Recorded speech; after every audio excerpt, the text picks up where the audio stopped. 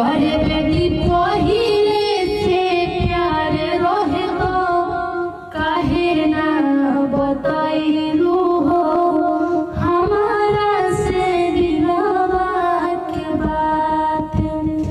कि और बेटी खोइबे जहरावा तो गाँव टोला दोषी है रे दुआरे पर आइल बा हमारा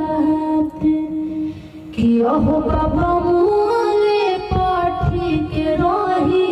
भागला पे रहुआ के गाँव टोला दोषी है समाज कि अरे बाबा चौहान